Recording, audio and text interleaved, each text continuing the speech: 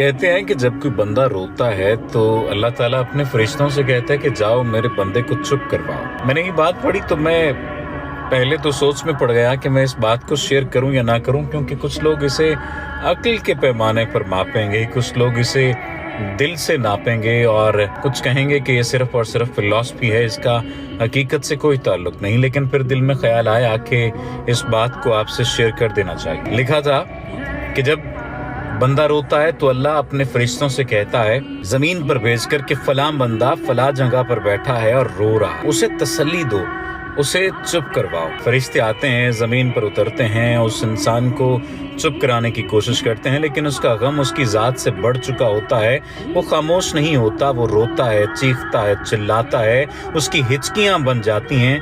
फरिश्ते वापस जाते हैं और कहते हैं कि या बारी ताला, वो इंसान चुप नहीं हो रहा, वो रोए जा रहा है।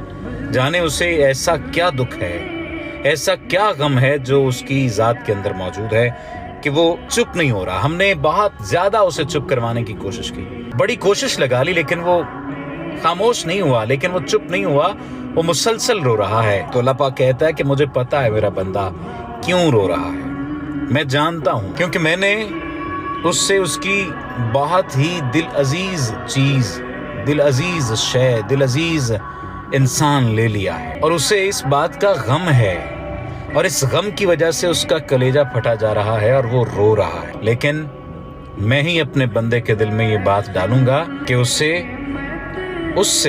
बेहतर अता करूंगा जो उससे छिन गया। और कह दो मेरे बंदे से कि ला तकनतु मिन रहमतिल्लाह, कि अपने रब की रहमत से मायूस ना हो जाना। अब जब मैंने ये तहरीर पढ़ी तो मैंने पहले इसे अक्ल के पैमानों पर देखा कि ऐसी बात भला खुदा बारी ताला कहाँ और कौन सी रिवायत में मौजूद है।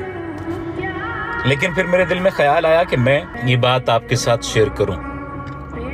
अगर आप भी रो रहे हैं किसी इंसान के चले जाने पे, किसी शय के छिन जाने पे, किसी माली जरिए के चले जाने पर, किसी माली सबब के छिन जाने पर, किसी भी चीज़ के दूर हो जाने से अगर आप परेशान हैं, गमगीन हैं, अफसरदा हैं, तो परेशान ना हो, क्योंकि अल्लाह ने ये खुद कह दिया है कि अपने रब की रहमत से मायूस ना हो।